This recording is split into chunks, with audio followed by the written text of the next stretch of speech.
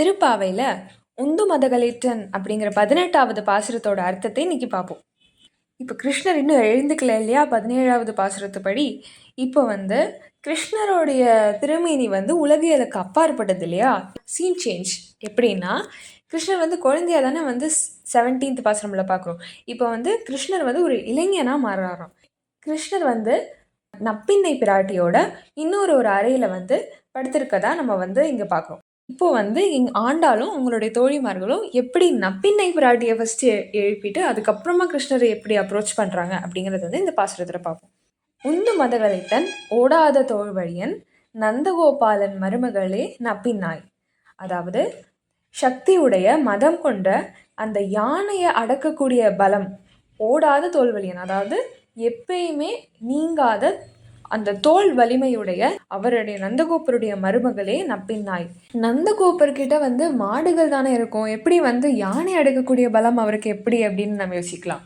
இங்கே யானை அப்படின்னு சொல்கிறது கிருஷ்ணர் தான். கிருஷ்ணருக்கும் யானைக்கும் நிறைய சிமிலாரிட்டிஸ் இருக்கு இல்லையா. இப்போ கிருஷ்ணரோட நடையுமே யானையோட நடையுமே அப்படியே ரசிக்கக்கூடிய தன்மையாக இருக்குது. அதே மாதிரி இன்னொரு முக்கியமான சிமிலாரிட்டி என்னென்னா, யானை தான் நினச்சாதான் அது மேலே ஏற முடியும். அதே மாதிரி கிருஷ்ணர் அடையணும் அப்படின்னா கிருஷ்ணர் மனசு வச்சாதான் கிருஷ்ணர் அடைய முடியும். அப்படி இருக்கக்கூடிய நந்தகோபாலனுடைய மருமகளே நப்பின்னாய் அப்படின்னு சொல்லிட்டு ஆண்டாளை நப்பின்னையை எழுப்புறாங்களாம். அப்போ நப்பின்னை உள்ள இருந்து பதிலே சொல்லலையாம். அப்போ ஆண்டாள் என்ன சொல்றாங்க, கந்தம் கமுழும் குழலி கடை திறவாய். அதாவது வாசனை மிகுந்த புஷ்பத்தினோட வாசனை இங்க வரைக்கும் வர்றது, அதனால நப்பின்னை பிராட்டியே நீங்க உள்ளதான் இருக்கீங்க அப்படிங்கிறது எங்களுக்கு நல்லாவே தெரியும். நீங்க எங்களுக்கு கதவை திறந்து விடுங்க அப்படின்னு சொல்லிட்டு நப்பின்னை பிராட்டி கிட்ட கேட்குறாங்களாம்.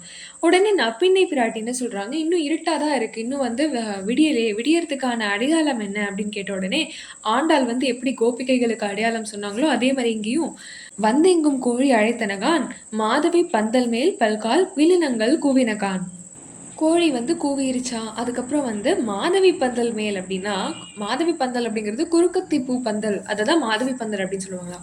அந்த பந்தல் மேல குயில் இனங்கள் எல்லாம் கூவுதான். அப்புறமா பந்தார் விரலி உன் மைத்துனன் பேர் பாட. பந்தார் விரலி அப்படின்னா இந்த பந்து விளையாட்டு விளையாடுவாங்க இல்லையா. கிருஷ்ணரோட தாயார் பந்து விளையாட்டு விளையாடி தாயார் தான் ஜெயிச்சாங்களாம். அப்படி இருக்கக்கூடிய அந்த பந்தை கையில வச்சிருக்கக்கூடிய பந்தார் விரலி தாயாரை தான் நப்பின்னை பிராட்டியை தான் பந்தார் விரலி அப்படின்னு சொல்றாங்க. உன் மைத்துனன் பேர் பாட. ஒரு கையால இந்த பந்தையும் இன்னொரு கையால கிருஷ்ணர். உன் மைத்துனன் அப்படின்னா உன்னுடைய கணவர், நப்பின்னையோட கணவரான கிருஷ்ணரை பிடிச்சிருக்கிறது எங்களுக்கு தெரியாது. அந்த கிருஷ்ணரோட பேர் பாடணும், நீங்க எங்களுக்கு கதவை திறந்து விடணும் நப்பின்னை பிராட்டி அப்படின்னு சொல்லிட்டு ஆண்டாள் கேட்குறாங்க. செந்தாமரை கையால், அதுவும் எப்படி கதவை திறந்து விடணும் அப்படின்னா, செந்தாமரை கையால் சீரார் வளையொலிப்பு.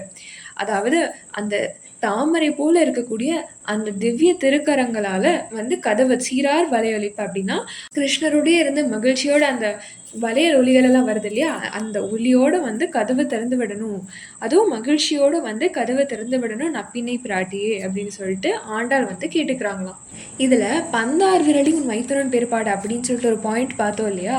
கிருஷ்ணரையும் நம்மளை போன்ற இருக்க பக்தர்களையும் சேர்க்கிறவங்க தாயாரா இருக்கிறாங்க. அந்த ஒரு முக்கியமான விஷயத்தையும் இந்த பாயிண்ட் மூலமா ஆண்டாள் சொல்றாங்க. அப்படி இருக்கக்கூடிய தாயாரை நீங்க தான் எங்களை பெருமாள் கிட்ட சேர்த்து வைக்கணும், கதவை திறக்க வேண்டும் அப்படின்னு சொல்லிட்டு சொல்றாங்க. ஸ்ரீ ஆண்டாள் ரங்கமனார் திருவடிகளே சரணம்.